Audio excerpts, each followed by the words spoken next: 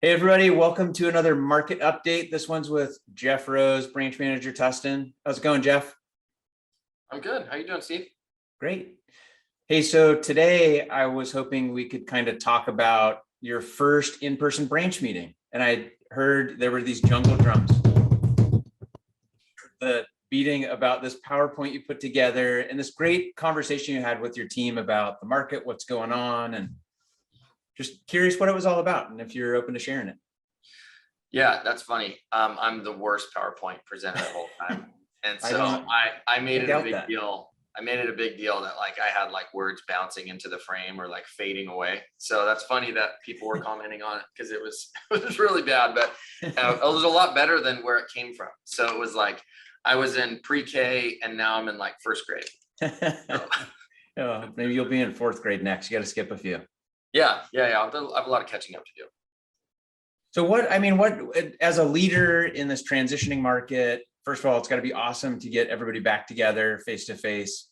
I was at our grand opening, our office opening last night in Yorba Linda. It's just connectivity and connection. Like we've missed it the last few years, but we're also in the middle of this crazy market that's low inventory, tons of lenders, not enough loans. Like, what do you talk about to your group for the first time? And what's on everybody's mind? Yeah, so I mean, a lot of what you just said, in one sense, it was just really nice to, you know, high five and shake hands and give people hugs when you've been missing that for so long, right? There's some real, um, there's nothing like that, like creating that synergy, like the buzz in the room. Like when you're sitting on Zoom, you wait for your turn to speak. And if someone keeps talking when you were trying to talk, you go on and off mute. You have all those moments that now you could hear the little side conversations happening. You could hear the little whispering in the room, which in some context, you'd be like, oh my gosh, that could be rude. But in this context, it was so life-giving, right? For people to have that moment and connect. And a lot of people hadn't even met each other. And it's been years. They've worked here for years, but they started right in the beginning of the pandemic, and then we went right into it. And you forget how long we've been in this setting. But I'll say for material and like stuff I want to talk about, something I'm really passionate about. There's two sides of it, and a lot of it is understanding, because it's so easy to get overwhelmed, and our perception isn't the market's reality, right? So like I know Brenda talks about that all the time. Like, hey, our perception isn't the reality. Like we always assume every client knows as much as we know or is stressed about all the same things that we're stressed about, and they don't. And so we need to take that opportunity to educate them, but we also need to do that from a mindset that we understand that like what do we really need to survive? Like how big is the opportunity out there? Like we talk about last year being a $4 trillion market, and this year might be a 2.6 to 3.2 trillion dollar market. Like that's a huge market. And so like I was at, I give an example, I was at and I gave this to my team yesterday. I was like, I was at Monster Jam with my kids, and I looked at and I was like, look, one of my loan officers only needs section 226. Like and think about how many people there's probably more people pre-partying in the parking lot than there was in section 226, right? It's this tiny section, not tiny, but like call it like, I don't know, probably 200 people or something. And that's all you really need in a year to have a good year. Like I need to help those people. And then you start looking around the stadium, and then you look at how much opportunity, and like look at the freeway that's jam-packed, and then you start looking at how many houses there are, and every time you go into a grocery store, how many people are in there. How many people do you really need to make an imprint on to have an opportunity to help the financial lives of 200 plus people? And starting to look at it that way makes it a lot easier to take a bite of the elephant, as opposed to looking at the entire elephant in all different shapes and sizes and different scopes. And we were at this economy, for one of the builders, we were at this economy chapter BIA event, and I think his name was John Burns was speaking, and it was great because it gave another example. Like he had everybody raise their hands in the room, like who's a homeowner, and he was just trying to give examples of different things. It was like 70 something percent, 73 or 75% of the room, and that was a little above average. He said it's really 50%. So it really went back to my idea. Okay, so if 50% of people in average in Orange County are homeowners, how many people do you need to be outside shaking hands, getting involved? How many people do you just need to be out there putting yourself in? Some people that's going to be social media, other people that's going to be going to broker preview, going to open houses, going to events. How many times are they going to conferences? Are they going and really getting involved again in their career? Because they were able to ride that wave of the activities they did in 2016, 17, 18, or in the last 20 years throughout the pandemic, because they had such a big wave to ride, and that market really allowed all of us to come in because it was just a gatherer mentality. Everything was coming to us. But now we need to get back into that hunter mentality. We need to get back out there so we can start creating that wave again and that momentum to go forward. And what we're experiencing right now is the external work we did in the last 2 years. So making people understand, like, yeah, it's going to be a little uncomfortable for some because you laid off the gas and you sat back, and a lot of that was for health and safety and things outside of our control. But there was a long time there that people could have gotten outside, but they just Well, nourished their pipeline. Go we're ahead. kind of transitioning from 2 years of people having lots of time because we're at our house all day. Right. Crazy efficient because you're not driving places, you're not doing anything, and people are available. What are they going to do? You know, they've got time. And now it's like they're busy, they're starting to get out and about, and the people that they see and are in front of are who they're going to think about.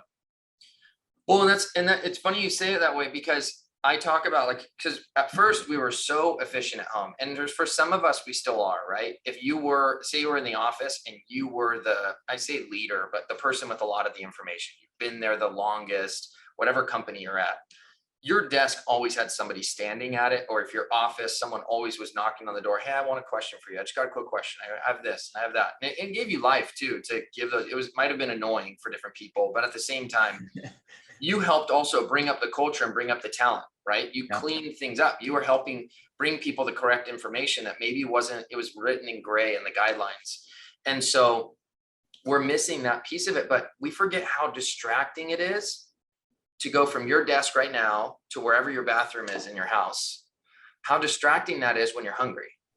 Oh, okay, well, I'll just stop right here and I'll eat a snack. But if you're at the office, like right now I'm at the office, if I go to the restroom, on the way to the bathroom right there. Yeah, right there. On the way. So for me, when I go to the restroom, there's no distraction here. Like, the only distraction is going to be other work that could possibly be helping somebody else or creating value for myself. So it's a constant investment wheel when you're at work. When you're at home, there's like a soul wheel that you're constantly feeding, but at the same time, you forget how much friction is in that for your work. Like when you're doing 10 hours of work, although you're more efficient from the sense that I can work from 8 a.m. to 9 p.m. at night, and at work hours, you would have had less, but how much more efficient were you when you were actually at the office with less distractions, with, even if you have someone watching your kids and your kid starts crying, are you really going to ignore them? Like, no, you're not. You're not. Or when somebody's doing something or someone stubs their toe, you're going to run over in a system, and then whatever that takes you, or someone knocks on your door and it's a UPS driver, but all of a sudden it's also a neighbor's kid selling Girl Scout cookies. Like, there's these other things that you're like, I'm still a human being. I still want to love on people, and I'm so glad I get to do that. But again, this is a lot of what we've done is we've overshot the landing in different places. I've just found that what was originally this breath of fresh air, we got to experience family and love and feed our souls and be safe and well with our families and loved ones.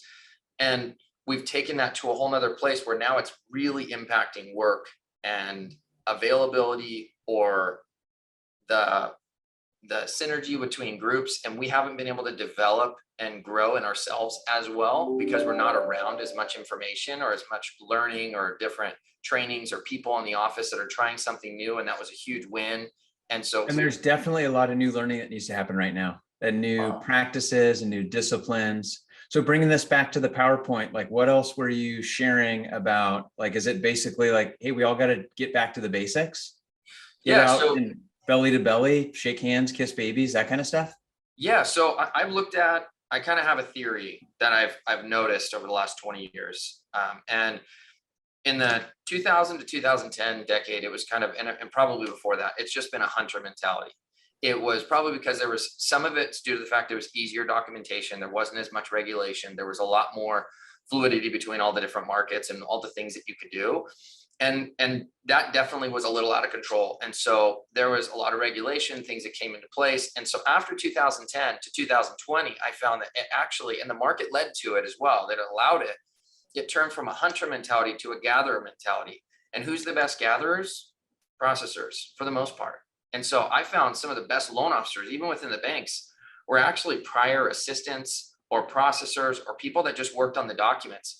because it became Interesting. more of a language of like stacking files, which now is almost a taboo topic. If you're talking to Fannie or Freddie, they hate that word because they think people are manipulating, right?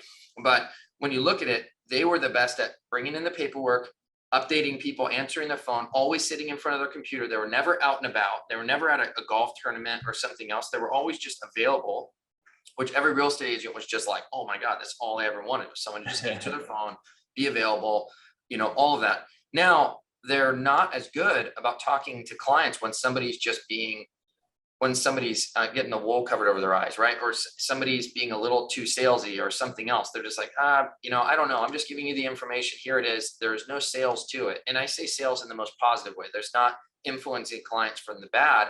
It's really giving them guidance and being that financial advisor, that full scope role.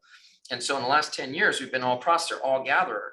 Well, now flipping to the market changes, looking at what you need, like even going to that Monster Jam scenario, how do you get to 226 though? Like, how do you get to those people? Well, you got to get outside your comfort zone. You got to get away from your computer and you got to go and shake hands, kiss babies, get belly to belly with people, right? You got to give all those hugs. And I always had a mentality when I was at conferences, turn handshakes into hugs. The next conference I wanted to go to, somebody shook their hand this time, I wanted it to be a hug next time. So I had to make a good positive impact on them and bring some value to them, not ask them for business, but do something. And we have to get out and do those things more. And that's been my biggest mission statement, because I think we got too comfortable and now we overshot this landing. So say 2020 to 2010 or 2010 was over, like it was a hunter mentality. We went into a processor mentality, all gatherer for the last 10 years. And now sliding into 2020 to 2030, probably, we're going to be in more of a hunter mentality where people need to get out there again. They need to get comfortable with being uncomfortable, with hearing no, and just trying to find out how, you know, write out your goals and how are you really going to get there? Because just sitting behind your computer waiting for a phone that doesn't ring to ring. Yeah, you got to be visible in your community, and you also got to play in the online space and have some type of social presence, right? Yeah, and you got to give value, like, to your community. Like I forget what scenario it was. I don't remember if it was Tony Robbins thing or something. It might have been a book I was listening to, but they talked about this real estate agent that has made this crazy impact. It was like 20 or 30 years ago, where all the trash went on strike, like the what they would be calling, they would call that. But the trash, they all went on strike, and so everybody's trash was piling up outside. And it was week 1, then week 2, and then week 3. And totally anonymously, not putting a note on everybody's card, not saying he did it or anything. One of these guys paid to have his community, his house, and all the surrounding houses, I don't know how many he did, call it like 200 homes or something. He paid for all their trash to be cleaned up. And people freaked out because, like, oh my gosh, who did this? Who did this? And eventually found out that this real estate agent did it, but he didn't ever post it. He didn't send mail. He just brought them a ton of value, and it helped him too. It's like, how would you show these homes if they have trash all in the front yards and everything?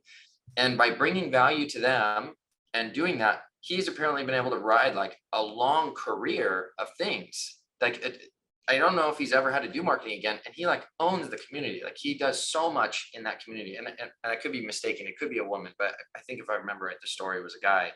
I should probably get the name, but like little things like that, just bringing value to others is how we're going to be remembered. And remember, like with social media and stuff, people post about things that you're doing and bringing value to them. You don't necessarily even need to do it if you're bringing enough value. If you're delivering like the churches and the different programs that give out Christmas trees at Christmas and pumpkins at Halloween for kids, and you can do things instead of the generic, I'm going to do mailers, or I'm going to do this. And not saying those things don't work, but we're going to get out there again in person, make a difference, be positive, have a positive influence on the community in which you want to serve, and stop thinking in the social media terms. That's like, I need to have 100,000 likes. I need to have 10,000 likes. Well, I totally agree. Myself, I got like 30 friends. How am I going to get 100,000 likes? But I can go and impact a lot of people. We'll probably get 1 like for this video at least. It'll be me. Yeah.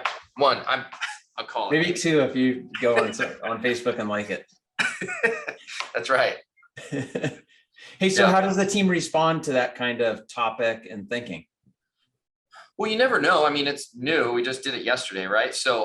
But you see a lot of people, you know when it resonates, because a lot of people are shaking their head, and then afterwards are like, that was a great meeting, and you need that shake up. And I have a lot of those discussions one-on-one, but it's so nice to be face to face in a room again and not feel like I'm on Zoom just talking at people, but Yeah.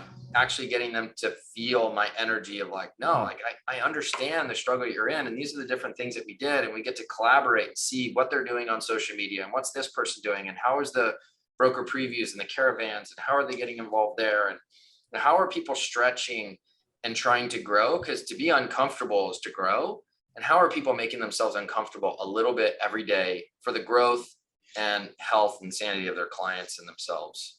Yeah. Well, that's pretty awesome. And I know, especially with just this market we're in, where it's going, just giving people, your team, like one or two things they can do, and everybody's going to do their own thing and make it their own. But I love it. Yeah, it was Great great. leadership. I mean, I got no, I don't have anything negative to share. I mean, it was great. It was a great experience. And we tried to put people on Zoom. And so like, there was also a big TV behind us that I had a couple people that were out of state that were still on it, which I know Gary Vee says, like, you should always pick one or the other, never do both. But we worked it out. It was great. I mean, that that thing had some hitches and it's getting up, but there's only 3 people on that. I've reached out to them to apologize that, we'll try and do better next time for them. But No, I'm sure it was great. Well, I always appreciate your insight and the way you think. And I know these are, big topics and everybody's, on everybody's mind, but I'm sure your team really appreciates the fact that you're, sharing value and giving some guidance and helping lead them through this. Anything else going on in the market that'd be fun to share, or? no, I just don't think that people are, it sounds bad, people aren't doing enough, but I just think there's a lot more that we can do. I think there's a lot more activities. There's a lot more of the day that we're not thinking about that we can, use to better ourselves or better, everybody around us. So Yeah, I totally agree. Well, I know in our next monthly update, we'll be announcing a few people starting, which will be fun. That's the other thing I like talking about when we do these, but got a few people slated for middle of March. So grow that team, baby. Yeah, that's right. Bring in new blood and new thinking and new energy, and people that are excited about what we're doing and how you as a leader are helping them create a better opportunity for themselves. That's right. Bring all the leaders in, different managers and people that can help really assist and grow and help keep the culture safe and good, but put us outside of our comfort zone. It's important. Exactly. All right. Well, cool. Market update. Jeff Rose, Tustin, you're the best. I dig you, man. Thanks, Steve. Appreciate you, buddy.